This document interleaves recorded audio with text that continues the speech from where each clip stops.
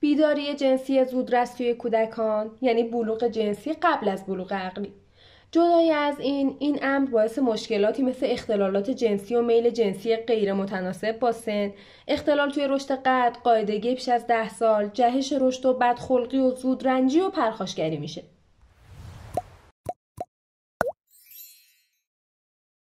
سلام و درود، اینجا کانال افترسین که امروز میخوام چند تا راهکار برای جلوگیری یا کم کردن روند بلوغ زودرس بهتون معرفی کنم.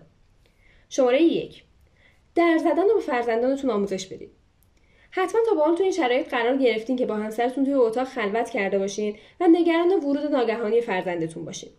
توی این موقعیت ممکنه ندونین که باید در اتاق رو قفل کنید یا نه. با خودتون فکر میکنید اگه قفل کنید بچه بیشتر حساس میشه و اگه باز بذارید ممکنه توی موقعیت بدی بیاد توی اتاق. میدونین علتش چیه؟ علت این کار کنجکاوی بچه‌تونه.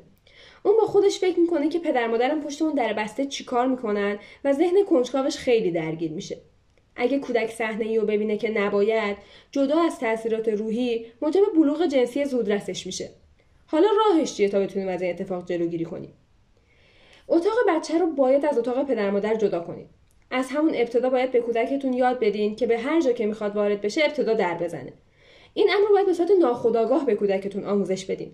مثلا خود شما وقتی به اتاق میرین به صورت نمایشی در بزنید سپس وارد بشید. یا توی بازی‌ها بهشون بگین که باید در بزنن. همچنین نباید بچه رو نسبت به اون در بسته اتاقتون حساس کنید. مثلا وانمود کنید که توی اتاق در حال صحبت هستید یا اینکه به بهانه‌های عادی در رو ببندید، مثلا چون تلویزیون روشنه. حتما توجه داشته باشید که هنگام سکس در اتاق باید قفل باشه، چون که اگه کودک این صحنه‌ها رو حتی یک بار ببینه اثرات مخربی روی ذهن و روانش داره. شماره 2. مراقب استفاده کودکان از فضای مجازی باشین. فضای مجازی بلیت یکسره به بلوغ جنسی. شاید شما هم تو خونه کودک یا کودکانی رو داشته باشید که بسیاری از وقتشون رو پای گوشی‌های هوشمند صرف می‌کنن. استفاده بیش از حد از تلفن همراه به خودی خودش برای کودکان آسیبزا هست. اختلال تو خواب، اختلال تو یادگیری، انزوا، کاهش اعتماد به نفس و ضعف بینایی تنها بخشی از مضرات استفاده از گوشی همراه. با فراگیری ویروس کرونا و آنلاین شدن کلاس‌ها، استفاده از اینترنت هم به امری عادی برای کودکان تبدیل شد. استفاده آزاده از اینترنت قطعاً برای کودکان مناسب نیست و از عوامل اصلی کاهش سن بلوغ جنسیشونه. حالا چگونه استفاده از گوشی رو برای کودکان کنترل کنیم؟ اگه تا اینجای ویدیو خوشتون اومده، دکمه لایک رو بزنید و بریم که راهکارشو بگم. اول اینکه تا قبل از 11 سالگی برای کودکان تلفن همراه جداگونه نخرید. کنترل کردن گوشی شخصی اونها به شدت این حس رو بهشون منتقل میکنه که به حریم خصوصی اونها تجاوز کردید. به جای این کار گوشی خودتون رو بهش بدین. سعی کنین دسترسی به گوشی رو برای کودکتون محدود کنین. این کار رو میتونین با نرم افزارهای قفل کودک انجام بدین. دومین مورد اینکه استفاده خودتون رو از گوشی محدود کنین. کودکان مشاهده‌گرهای دقیقی هستن. اگه خلاف رفتار گفته شده رو مشاهده کنن، اونو تقلید میکنن.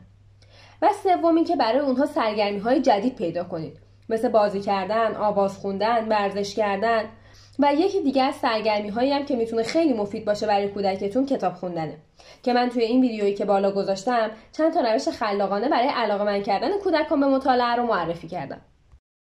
شماره 3. از سوالات جنسی فرزندتون نترسید. ممکنه بچه شما توی موقعیت‌های مختلف الفاظ یا جملاتی رو بشنوه که براش سوال برانگیز باشه، مثل نوار بهداشتی، آلت تناسلی، پریود، سکس و غیره. اگه همچین سوالاتی از شما پرسیده بشه، احتمالاً داغ میکنید، قرمز میشید، دست و پاتون رو گم میکنید، نمیدونین که جوابشو چی بدین و حتی بیشتر حساس میشین که از کجا اینها رو شنیده و همین موضوع باعث حساسیت بیشتر اون میشه. اگه بچه شما هم تا حالا همچین سوالاتی پرسیده، توی کامنت ها بهم بگین سوالش چی بوده و شما چه واکنشی نشون دادید.